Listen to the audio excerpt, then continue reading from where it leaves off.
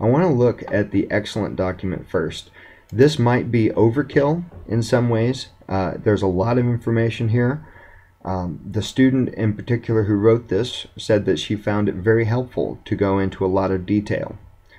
So I'm going to open this up. This was graded as an A. It was very well done.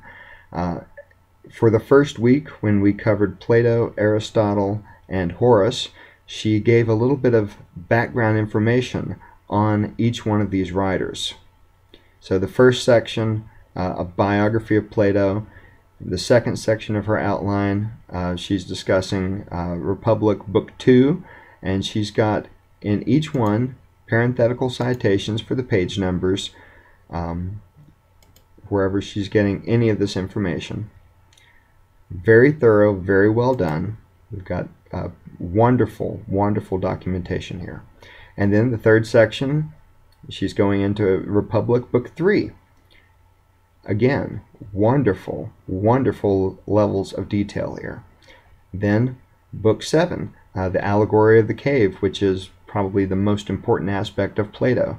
It deals with knowledge acquisition, how we determine reality, what life is like, and so on. So that's very, very important. She went into a lot of good detail on that. Then we're on Book 10. We're still on Plato, and this outline is already 3 pages single-spaced. Then Phaedrus. Highly detailed draft of that. Lastly, well, next to last, she starts the Aristotle section. Lots of stuff from Aristotle here, and then Horace. So just outlining the materials that we've read, she created 7 pages single-spaced. I'm not expecting everyone to do that, but I do consider this to be excellent work, worthy of being in a graduate program. It's high detailed.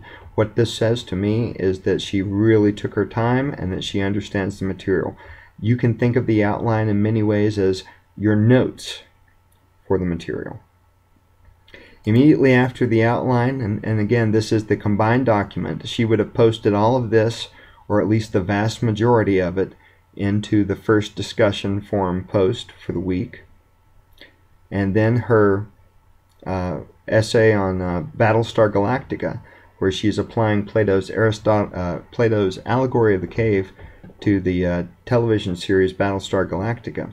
That application paper was her second discussion post for the week.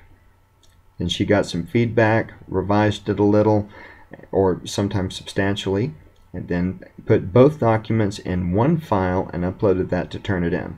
Turnitin will only allow you, I believe, to upload one file at a time. So the one that you upload, it needs to be the combined document with your outline and your application paper. Now what she's done, she's given us a general introduction. We have obviously an idea about where we're going. She describes the television series in more detail, and then she gets into Republic. Now one thing that I think what we needed here was even more discussion of Plato before she applies it to the Allegory of the Cave.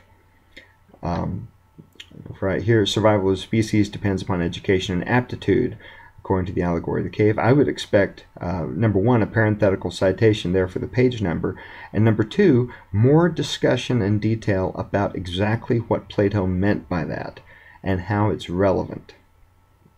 She's got a summary of the creative work, and then more application of Plato, where we have his ideas applying directly to the creative work. You can read over this at your leisure. I thought it was well done. It was a good job. I can tell that she put a lot of work into it. By the end of reading this, I knew as a reader that she had a firm grasp on that aspect of Plato and also the creative work. Even if I was not familiar with the creative work, she gave me enough background information that I could follow along, that I could understand how the creative work is related to the theory. Then at the very end, she has an MLA formatted works cited page. This is for all of the material that was in the outline as well as any of the supplemental material that she used for the application paper. As you can see, she used the television episode Part 1, Battlestar Galactica. That was the actual title of the episode. She didn't need to do any kind of external research. I think that that's not necessary for these. What you're doing is you're taking an aspect of a theory and you're applying that to the creative work. So I consider this to be excellent, very well done. Looking at one of them that is not as well done at all, frankly. We can see that this is very brief. This one was from week 12, and this is one thing that I've noticed in a lot of students. They tend to get a little burnt out as we get closer to the end. Their writings get a lot shorter. Try to plan for that so that you're able to recharge yourself as we get later in the essay, or later in the semester rather. So week 12, we're talking about psychoanalysis. Got a bit of Sigmund Freud. 1, 2, 3. You can already see that this is not nearly as detailed as the other. Dream work, and so on. So Sigmund Freud was less than a full page, single-spaced. I think that this meets the minimum requirements, but barely. In my opinion, this is not reflective of graduate level work. Then she goes into Jacques Lacan. We've got 2 sections there, 3 going to the middle stage. It's a little better, but Lacan is incredibly dense. I would have expected this to be about twice as long as what she has here. The same thing is true for Kristeva, especially when she gets into the Cora. So I think that this meets the minimum requirements. It's not bad, but it's not good. It's so-so. I would say that this is average, probably a C, because C is more or less average. I think we need more detail there. The application paper was frankly not good. She applied the Oedipus complex to Stewie Griffin, a character from Family Guy, which I think is wonderful.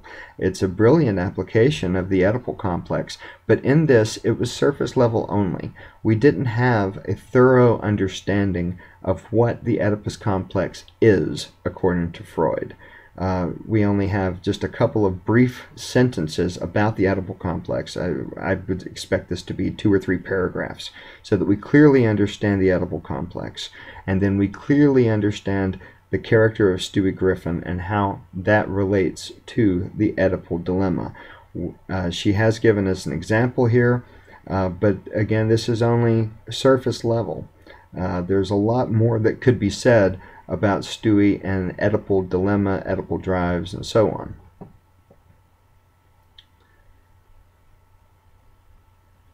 So this, I would say, is a C. It's average. I could have expected more. The next document is largely incomplete, and we'll see from that. This is also from week 12 on psychoanalysis. We've got a lot of good stuff here on Sigmund Freud.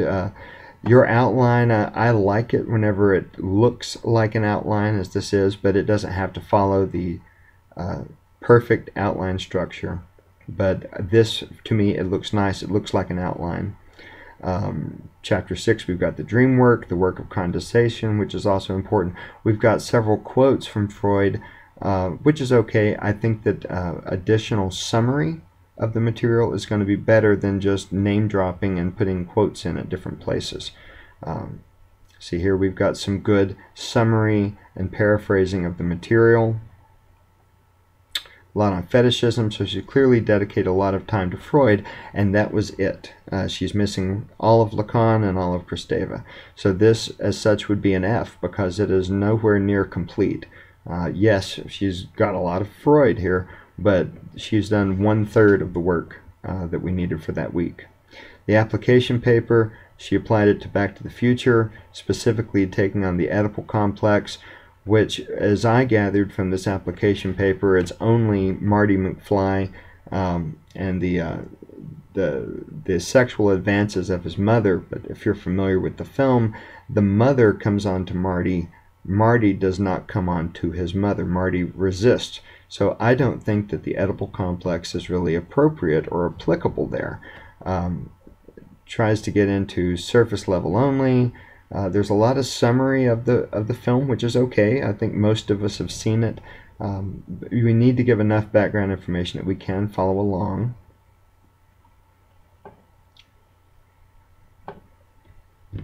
You can read the rest of this document at your leisure. We've got a couple of examples from Freud. Let's see. According to Sigmund Freud, Marty's desires to be with his mother.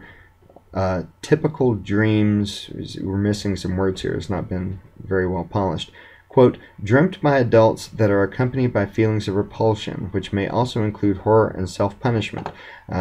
So she takes that idea, and then she says there are several instances within the movie where Marty has to harm himself in order to distance himself from the prying arms of his mother.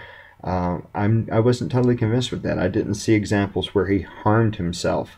I didn't see self-punishment. There was some horror, but not a lot of self-punishment. So this is surface level at best. I'm not entirely sure it's accurate. And then we've got a very rudimentary conclusion, which just says basically they share some attributes.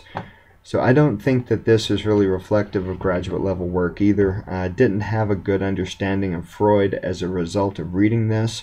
And I had a good understanding of the film Back to the Future, but I did not understand really how the Oedipal complex related to the character Marty McFly specifically. So there are many creative works that she could have applied the Oedipal complex to. I mean, it's ancient. A lot of people have applied it to Hamlet. Hopefully everyone's read Hamlet. If you haven't, put it on your list. You need to make sure you read Hamlet at some point. Okay, and then at the end we've got a works cited page, and she correctly cited the only two things that she used, which were Freud and the film Back to the Future.